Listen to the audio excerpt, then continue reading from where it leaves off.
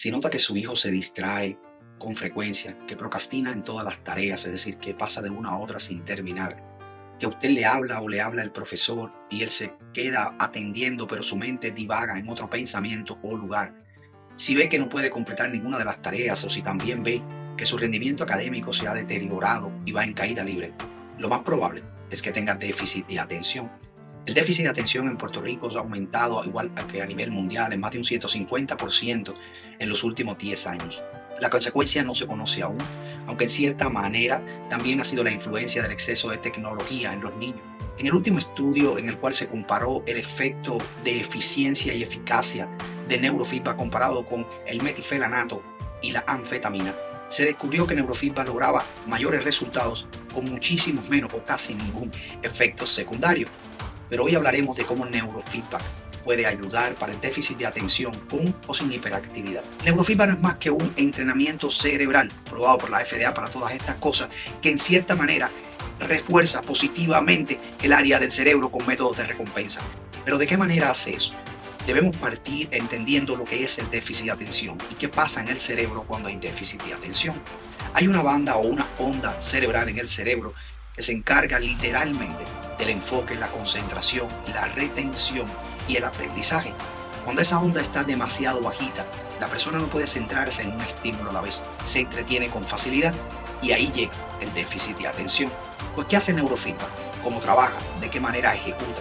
Neurofeedback es un entrenamiento cerebral que, basado en el resultado del electroencefalograma cuantitativo, el cual compara al individuo, al niño, al adulto, primero con una base normativa de datos, lo cual establece una comparación con 3.000 niños de su sexo que están regulados y nos dice si está por encima o por debajo de la media, y también con una base espectral de datos, lo cual nos dice en qué banda o onda predomina y cuál es la banda predominante en cada área o hemisferio del cerebro. Entonces podemos hacer un análisis clínico más profundo. Con toda esa información ponemos los electrodos y empezamos a entrenar el cerebro. En ese momento el niño se le pone a mirar una pantalla o a guiar un carro con su cerebro. Si las bandas se van por encima o por debajo del rango donde deben estar, pierde el control del carro. De esa manera el cerebro va aprendiendo de manera voluntaria lo que ocurre en el mismo de manera involuntaria.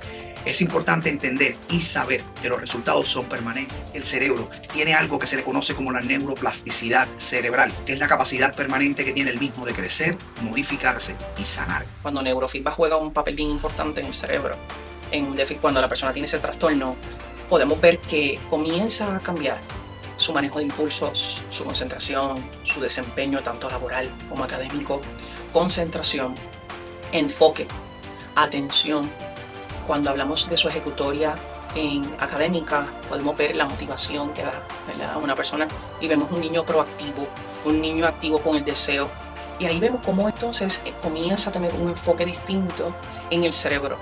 Cuando empieza la persona, ¿verdad?, a trabajar, o el niño, en este caso paciente, comienza a entrenar a través de neurofeedback, que ese es el tratamiento más efectivo según la Asociación Pediátrica Americana, el número 1 que se recomienda antes de esa medicación. Vemos cómo comienza esa ejecución a cambiar. Pero es bien importante, ¿verdad?, que se lleve a cabo ese entrenamiento de acuerdo a las áreas de necesidad donde los mapas, el encefalograma nos arroja. Y eso es fundamental en neurofeedback, ¿okay? Así que cuando usted quiera, puede llegar aquí a Caguas Neurofeedback y aquí va a ser entrenado en el déficit de atención con hiperactividad. Dele la oportunidad a su hijo de aumentar su rendimiento académico, de estar más tranquilo, de estar más enfocado, de quitar ese regaño constante de los maestros que a veces no saben qué hacer, de sacar buenas notas, de volver a ser eficiente, de no sentirse menos que los demás, de no ser un número en la ecuación, de no ser un número más en la estadística. Caguas Neurofeedback BTC, único centro en el Caribe y las Antillas acreditado para dar terapia de MERT, ahora con neurofeedback para el TDA y el TDAH, es el presente y la solución al futuro.